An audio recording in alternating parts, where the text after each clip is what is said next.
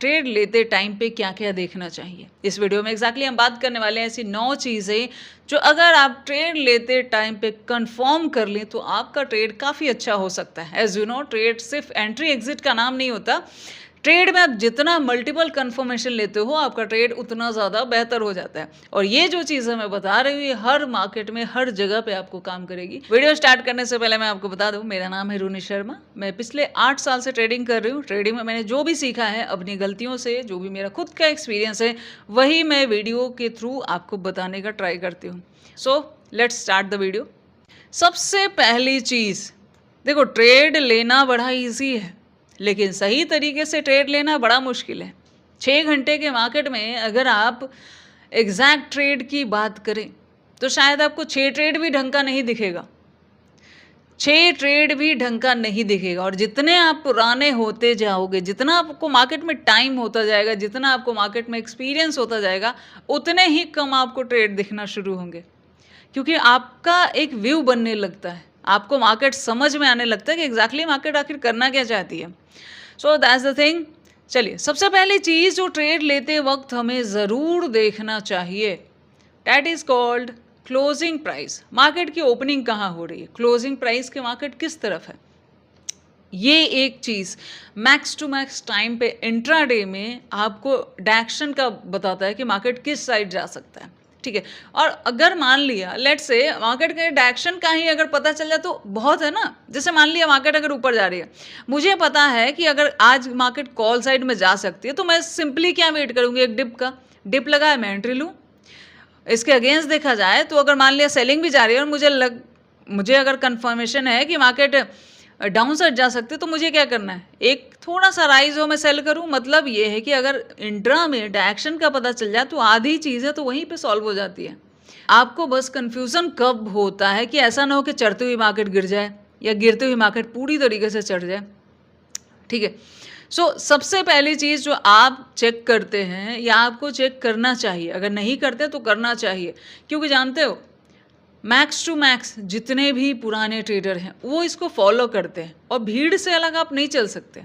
आप पूरी तरीके से बिल्कुल अगेंस्ट नहीं चल सकते। और देखा जाए तो जितने भी पुराने ट्रेडर्स हैं ज़्यादातर ट्रेडर इस रूल को ज़रूर फॉलो करते हैं। बिकॉज देखो, मार्केट में ना हम लोग बहुत जगह गलत हो जाते हैं और जितना लेस कंफर्मेशन और जल्दी एंट्री होती है उतना ज़्यादा गलत होने के चांसेस होते हैं। जितना मल्टीपल कंफर्मेशन लोगे उतना ज़्यादा आप सही होते जाओगे। सो सबसे पहले यहाँ पे देखो, ये इधर का क्लोजिंग प्राइस है, ये यहाँ पे क्लोजिंग प्राइस के मार्केट ऊपर रही। इंट्रा में भी भले वोलेटाइल है बट कॉल साइड का ट्रेड दिए ना, ऊपर ही गई। क्लोजिंग प्राइस है, उसके क्लोजिंग प्राइस के ऊपर है, मार्केट ऊपर ही गई। यहाँ पे देखोगे तो क्लोजिंग प्राइस के ऊपर है, ठीक है, ये इस दिन ये वॉक नहीं किया। क्लोजिंग प्राइस के ऊपर है, मार्केट ऊपर ही गई। क्लोजिंग प्राइस के ऊपर है, मार्केट फर्स्ट हाफ में ऊपर गई है, उसके बाद थोड़ा सा नीचे आई, बट एक ट्रेड देखा जाए तो अपसाइड का भी दिया था। ठीक है, सो closing price is too much important, ज़रूर ध्यान देना चाहिए। यहाँ पे भी देखो क्लोजिंग प्राइस के नीचे है, मार्केट डाउन ही आई, बहुत ज़्यादा तेज़ी से ही डाउन है। इसके ऊपर है तो थोड़ा अपसाइड ही जाने का ट्राई किया या वॉलेटिलिटी का ट्राई किया, बट आप सेलिंग में नहीं जाओगे ना ऐसे में कि हर जगह मैं सेलिंग में ही चला जाऊँ। सो इतना समझिए कि क्लोजिंग प्राइस बहुत ज़्यादा इम्पॉर्टेंट होता है, क्योंकि क्लोजिंग प्राइस से बहुत सारे लोग अपना एंट्री डिसाइड कर रहे हैं कि वो किस साइड में लेंगे। और जिस साइड में ज़्यादा बाइंग होगी मार्केट उस साइड का मूव करेगी ना भाई, टेम्पररी ही सही करेगी ना। So that's the thing.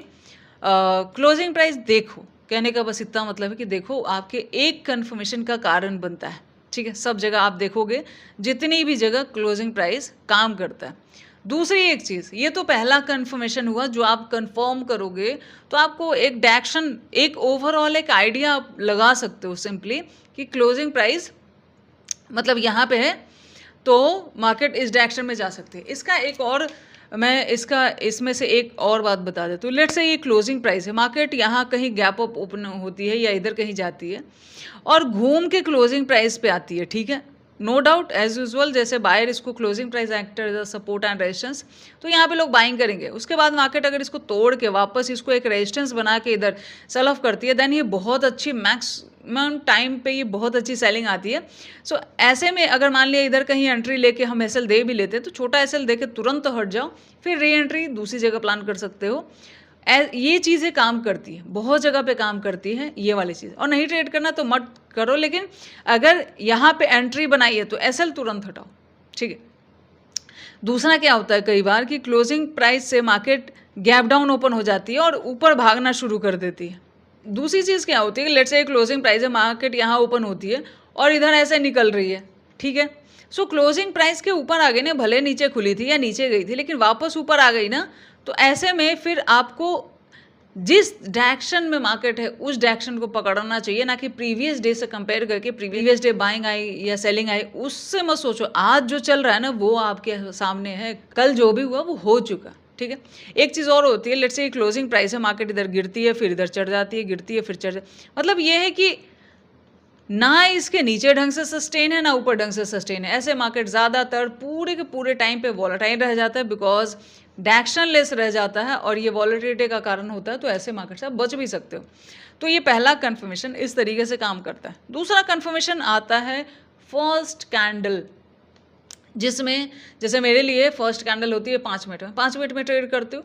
वैसे तो मैं ये निफ्टी के चार्ट पे बता रही हूँ, लेकिन आप किसी भी मार्केट में कंफर्मेशन लेने के लिए इसका इस्तेमाल कर सकते हो, ये काम करेगा। चलिए, सो दूसरी चीज़ होती है first candle. 5 minute time frame पे मैं यूज़ करती हूँ और उसी में बता रही हूँ। आप 1 मिनट का तो कह नहीं सकती मैं अभी, लेकिन ये है कि 10 मिनट 15 मिनट में भी ये यूज़ कर सकते हो, ठीक है। सो अभी अगर यहाँ पे देखोगे तो ये मैं कुछ कैंडल्स मार्क कर रही हूँ, वो सिर्फ फर्स्ट कैंडल की हाइट है। फर्स्ट कैंडल के अगर हाइट के ऊपर है तो मैक्स टू मैक्स डेज में मार्केट ऊपर जाने का ट्राई करता है। जैसे यहाँ पे 2 कन्फर्मेशन हो गए ना, पहले आपके पास एक कन्फर्मेशन था क्लोजिंग प्राइस का, अब आपके पास 2 कन्फर्मेशन हो गए। पहला क्लोजिंग प्राइस का, दूसरा फर्स्ट कैंडल का। देन देखोगे कि मार्केट ऊपर ही गई है, ठीक है। और यहाँ देखो, अगर देखो कभी कई बार एक से दूसरा कन्फर्मेशन लोगे तो आप एसएल से बचोगे, और वो आपको ज़रूर जानना चाहिए, बिकॉज कैपिटल इज़ एवरीथिंग। अच्छी से अच्छी स्ट्रैटेजी होते हुए भी अगर आपका कैपिटल नहीं बचेगा तो काम नहीं करता है, इतना समझ लो। सो कैपिटल बचाना चाहिए, और कैपिटल बचाता है एसएल। और एसएल कैसे बचता है? मल्टीपल कन्फर्मेशन से। सो यहाँ पे भी देखोगे तो क्लोजिंग प्राइस के ऊपर है, फर्स्ट कैंडल है, उसका भी ब्रेकआउट है, मार्केट दिन भर ऊपर ही रहने का ट्राई किया, ठीक है। अब यहाँ पे जो क्लोजिंग प्राइस वाला फॉर्मूला फेल किया था, जैसे यहाँ पे देखोगे तो इस दिन मार्केट ने क्या किया, क्लोजिंग प्राइस के ऊपर है बट स्टिल उसके बाद डाउन है। लेकिन अगर इसके साथ मैं क्लोजिंग प्राइस के साथ फर्स्ट कैंडल को अटैच कर दूं, तब क्या होगा? तब ये होगा कि यहाँ मुझे ये दिख रहा है कि क्लोजिंग प्राइस के ऊपर है, लेकिन जो फर्स्ट कैंडल है उसके हाइट का तो ब्रेकआउट मार्केट ने किया ही नहीं है, उसकी हाइट का तो मार्केट ने ब्रेकआउट किया ही नहीं है। सो देखा जाए तो जब तक इसका ब्रेकआउट नहीं होता है तब तक ये मार्केट में काम एग्जैक्टली उतना करता नहीं है। सो अगर मैं इसके साथ ये अटैच कर लूँ कि क्लोजिंग प्राइस के साथ अगर मैं फर्स्ट कैंडल वाली बात अटैच कर लूँ, मतलब मैं 2 कन्फर्मेशन ले लूँ, तो इस दिन मुझे ये समझ में आएगा कि फर्स्ट कैंडल के मार्केट ऊपर नहीं जा रही, मतलब बायर तो है लेकिन इतना दम है नहीं, इसके ऊपर जा नहीं पा रहे। सो या तो मैं ट्रेड अवॉइड करूं तो मेरे लिए ज़्यादा अच्छा होगा, बिकॉज बाइंग ट्रेंड में सेलिंग में तुरंत जाना भी अच्छा होता नहीं है, ठीक है। सो इस दिन मैं डबल कन्फर्मेशन की वजह से बच गई। और बताती हूँ आगे भी इसको थोड़ा सा, और देखो जितना कन्फर्मेशन लोगे सब मार्केट में काम करेगा भाई। ये देखो इस दिन भी 2 कन्फर्मेशन है, closing price, first candle, market up, ठीक है। उसके बाद यहाँ पे भी देखोगे तो ये this one is first candle and यहाँ पे क्या हुआ, फर्स्ट कैंडल के ऊपर इस समय गई, थोड़ा सा रुकी, फिर नीचे आ गई, ठीक है। सो देखा जाए तो अगर किसी ने इधर लिया भी तो वापस इसके डाउन आ रहा है, फर्स्ट कैंडल के अंदर आ रहा है, तो एज यू नो मैंने ये वाला काफ़ी डिटेल में बताया, हटा सकते हो इसको, ठीक है। उसके बाद यहाँ पे देखोगे क्लोजिंग प्राइस के डाउन है, फर्स्ट कैंडल को अगर यहाँ पे ड्रॉ करो, दो चीज़ें हम कंबाइंड करके देख रहे हैं, एक क्लोजिंग प्राइस, दूसरा फर्स्ट कैंडल, हाई का ब्रेक आउट नहीं हुआ, लेकिन जब इस फर्स्ट कैंडल को taking as a resistance market बहुत अच्छा सेल ऑफ गया। सो दो चीज़ें अगर एक साथ कंबाइंड कर ली जाए, first closing price and then the first candle, हमारे पास दो कन्फर्मेशन आता है किसी भी मार्केट में, डाउन ट्रेंड हो, अप ट्रेंड हो, वॉलेटिलिटी में तो वो भी बताता है ये। सो इस चीज़ को यहाँ पे कंबाइंड, देखो आप सिर्फ अगर एंट्री एग्जिट करते रहोगे और ये सोचते रहोगे कि मेरा इतना लग गया उतना लग गया, उससे कोई मतलब एग्जैक्टली मार्केट को होता नहीं है, वो और मल्टीप्लाई करता रहता है। अब सब भूल जाओ, ये देखो कि आप क्या गलती कर रहे हो, उसको कैसे सुधार सकते हो, वो काम करता है। मुझे भी बोलना पड़ा था, हालांकि बोलना बड़ा आसान है, करना थोड़ा सा मुश्किल होता है, पर भाई ये बिजनेस आपका है, ये काम आपका है, आपने खुद इसको चुना है। कहीं जॉब में रह के किसी के अंडर में रह के भी काम किया जा सकता था, बट जो भी ट्रेडर है वो नहीं करना चाह रहे थे ना, तो यहाँ तो दिमाग आपका लगाना पड़ेगा ना, क्योंकि बिजनेस में दिमाग लगाना ही पड़ता है। ये तो हो गई दो कन्फर्मेशन। थर्ड हम क्या ले सकते हैं कि यहाँ पे हम बिग टाइम फ्रेम, ये जो बड़ा टाइम फ्रेम होता है, और बिग टाइम फ्रेम में कौन सा time frame, hourly time frame, 2 hour, 3 hour, 4 hour, ये जो बड़े टाइम फ्रेम है ना, जो 1 घंटे या 1 घंटे से ऊपर के हैं, इनमें अगर कोई सप्लाई या डिमांड जोन है तो उसको अवॉइड नहीं करना चाहिए। मान लिया मैंने क्लोजिंग प्राइस देख लिया, मान लिया मैंने फर्स्ट कैंडल देख लिया, लेकिन ऐसा भी तो हो सकता है ना कि उसके अनुसार चल के भी, मतलब तीसरी चीज़ हो जो हमारे ट्रेड को उल्टा कर सकती है, वो होता है हाई डिमांड जोन। जहाँ से अगर कोई ऐसा डिमांड पे मार्केट आ जाता है जहाँ से बायर एक बहुत अच्छा मोमेंटम किए हो, तो उस जोन पे मार्केट बिल्कुल रिएक्ट नहीं करेगी, ऐसा नहीं होगा, इतना समझ लो। प्रीवियसली अगर बायर ने वहाँ से मोमेंटम किया है, मूव दिया है, दैन मार्केट तो रिएक्ट करेगी ही करेगी। So that's the thing. यहाँ पे देखोगे तो मैंने 1 आवर में ड्रॉ किया है। ये जो बिग टाइम फ्रेम होते हैं ना, इनके डिमांड्स एंड सप्लाई ऐसा नहीं होगा, काम नहीं करेंगे, बहुत काम करते हैं। सो इनको अवॉइड नहीं कर सकते। सो यहाँ देखोगे तो it's a demand zone, buyer यहाँ से एक्टिव हुए, दोबारा जब घूम के मार्केट यहाँ पे आती है, फिर से बायर एक्टिव होते हैं और एक मोमेंटम देते हैं। अब मैं इसको आपको छोटे टाइम फ्रेम पे बताती हूँ, जिस पे हम ये दो कन्फर्मेशन ले रहे थे, ये कब फेल होता है। इसीलिए ये तीसरी चीज़ अगर हम साथ में कंबाइंड कर ले तो हमारे लिए ज़्यादा अच्छा होता है।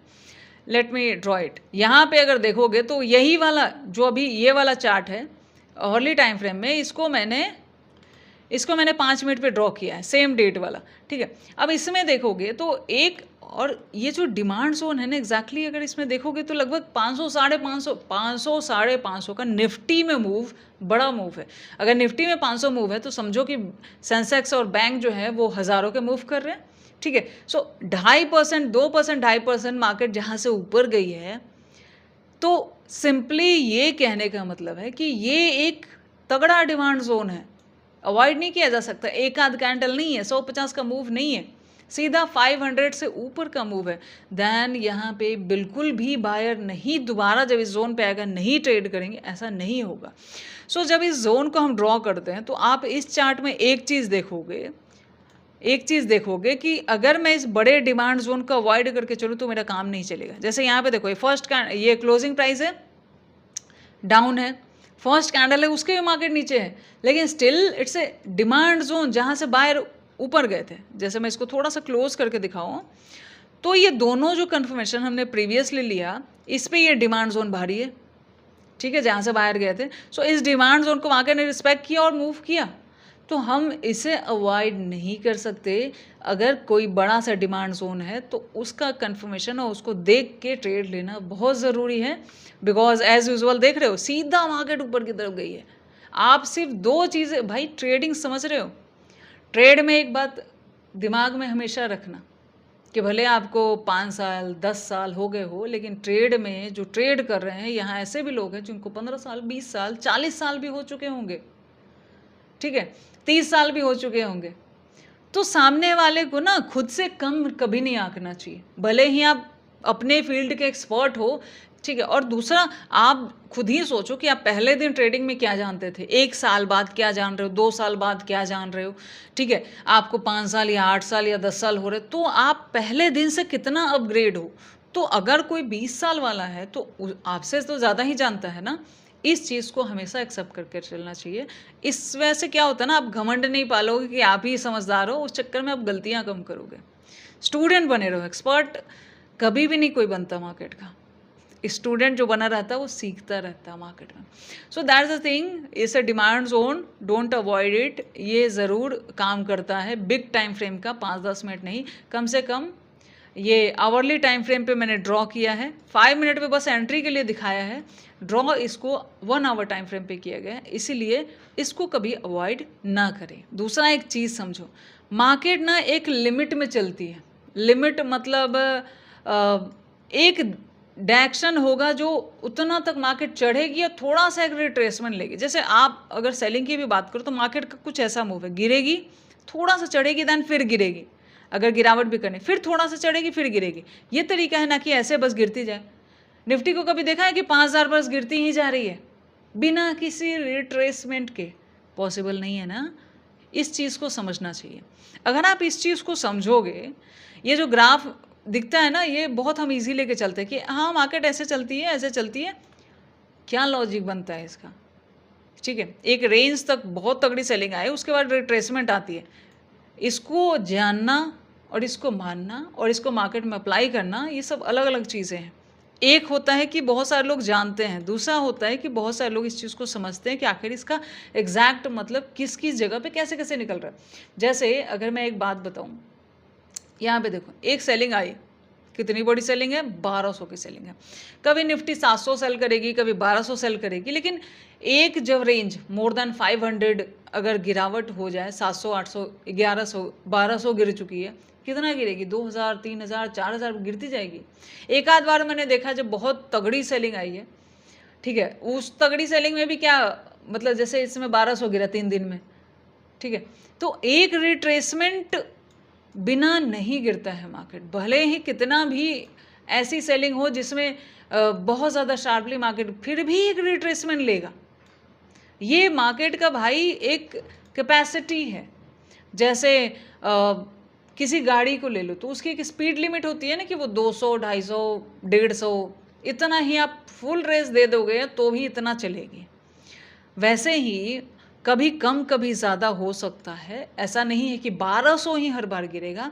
लेकिन आप ये समझो कि 600 कभी गिर के, कभी 500, कभी 700, कभी 1200 ऐसे गिर के एक रिट्रेसमेंट लेता है market. So market continue sell off किया है, जिसका प्रॉफिट है वो प्रॉफिट बुक करेगा, ठीक है। अब वो प्रॉफिट बुक करेगा और बायर को एक जोन मिलेगा, देन एक रिट्रेसमेंट आएगा ना। सो अगर आप सारी स्ट्रैटेजीज यूज़ कर रहे हो, स्टिल मार्केट में अगर बहुत तगड़ी सेलिंग हो चुकी ना, तो आपको उसके पीछे बिल्कुल नहीं भागना चाहिए, उसको भूल जाओ। आप फिर दूसरा तरीका ट्राई करो, आपके काम आता है। जैसे मान लिया बहुत तगड़ी सेलिंग आ गई है, तो आप वेट करो, आपको बाइंग में मौका मिलेगा। बहुत अच्छी बाइंग आ गई है, वेट करो, आपको सेलिंग में मौका मिलेगा, ठीक है, भले वो छोटा मिले। मान लिया इतनी अच्छी बाइंग में छोटी सी सेलिंग आएगी, ठीक है। या फिर आप मत ट्रेड करो, नहीं समझ आता, ये बेस्ट डिसीजन होता है। ट्रेड नहीं करना, पता है बहुत मुश्किल है एक ट्रेडर के लिए। और आप समझोगे मैं ट्रेड करने से मना करूँ, भाई मैं गलत ट्रेड करने से और गलत एंट्री करने से मना करती हूँ, ठीक है।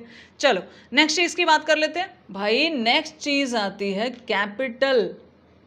अगर आप सब कुछ जान के भी कैपिटल को सही से मैनेज नहीं करोगे तो भी काम नहीं चलता है। कैसे? बात को समझो। देखो मान लिया मेरी स्ट्रैटेजी बहुत बढ़िया, लेकिन मेरा कैपिटल हमेशा फ्लैक्चुएट होता रहता है, उसकी वजह मैं ही हूँ। जैसे मान लिया कोई 2000 का रिस्क एक दिन में ले सकता है, और 10% के हिसाब से अगर वो रिस्क ले रहा है तो मान लिया उसको 20,000, मान लिया क्या 10% के हिसाब से वो 20,000 से ट्रेड करेगा तो 2,000 उसका रिस्क है। अब अचानक उसको लगता है कि 20 में मैं 2 या 5 ही कमा पाऊंगा, क्यों ना मैं 2 लाख से ट्रेडिंग कर लूँ।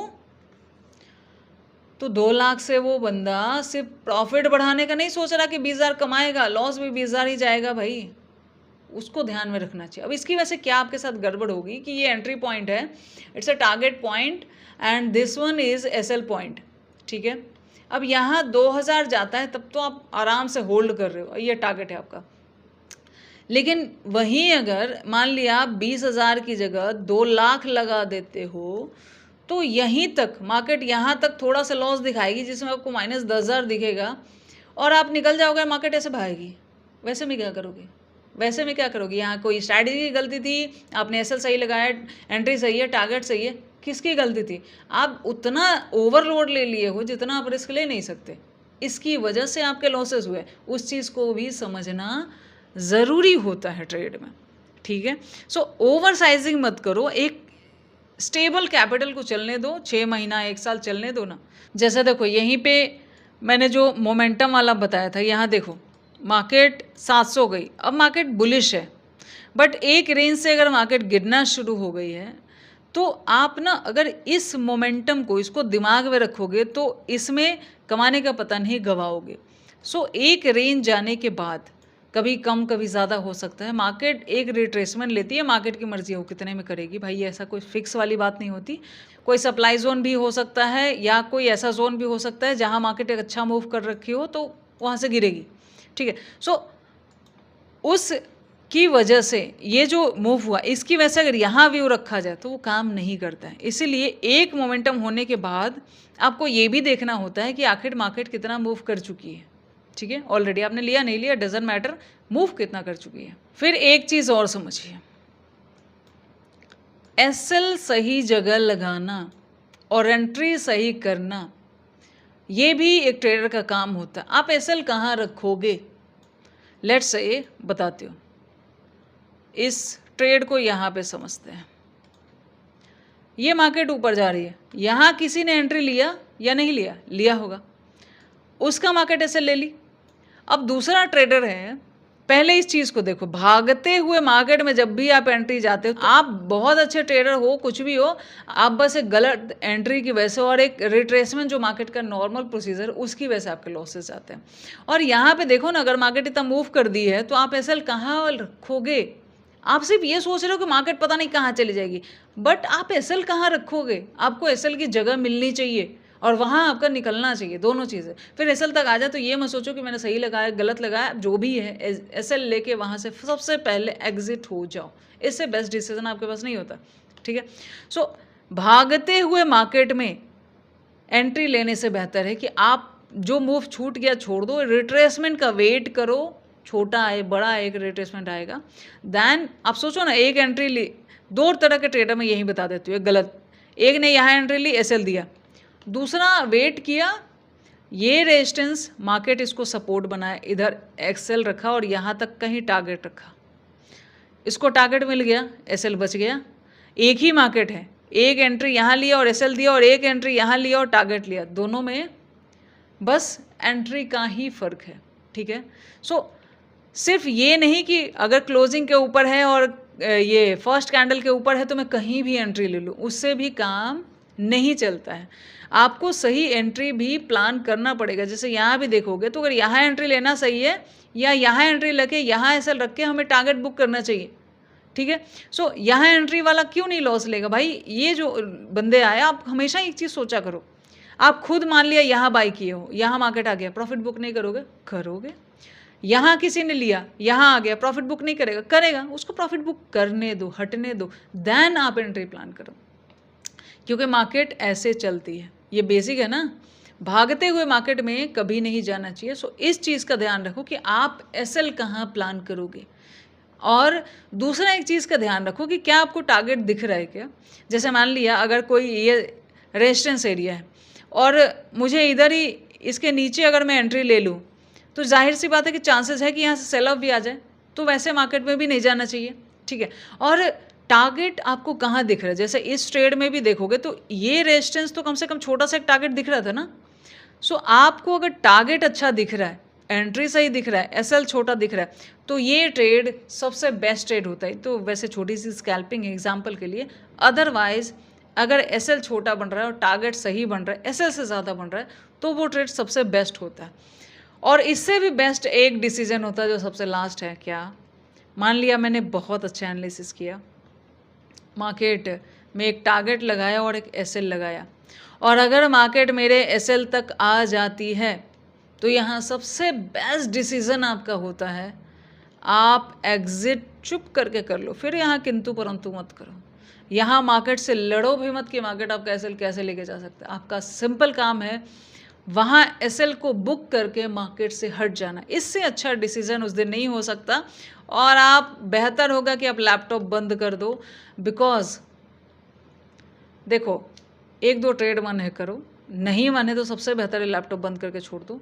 मार्केट के मोमेंटम से आपका पैसा नहीं बनता है। आपका व्यू अगर मार्केट के मोमेंटम से पहले वैसा बना हुआ है तो आप कमाओगे, अदरवाइज मार्केट कुछ भी करे आपके किसी काम का होता नहीं है। ठीक है, मार्केट में व्यू के पैसे हैं और वो उस व्यू के अनुसार अगर हम सही एंट्री लेते हैं तो बनता है। मार्केट कुछ कर गई और उसके बाद हम उसको देख रहे हैं तो हमारी किसी काम की नहीं होती है। और मार्केट की रिस्पेक्ट करना सीखो। ये आपको पैसा दे रहा है, आपको एक ऐसे फील्ड में लेके आया है जहाँ मतलब कई लोग को पता ही नहीं है कि ये चीज़ क्या है, इतना समझ लो। यहाँ ना लोग जल्दी अमीर बनने के चक्कर में पैसा गंवा रहे हैं। अगर बैलेंस में चले भाई, वैसे तो ओवर स्पीड करने से गाड़ी में भी रिस्क है, ठीक है। ऐसे ही यहाँ कैपिटल का ओवर स्पीड नहीं करना चाहिए। आराम से ट्रेड करो, लिमिट में चलने का ट्राई करो, ट्रेडिंग अच्छी होती है। और मार्केट की रिस्पेक्ट करना सीखो, इसको कभी फालतू वालतू नहीं बोलना चाहिए। All the best, thank you. इस वीडियो को यहीं पे बंद करते हैं।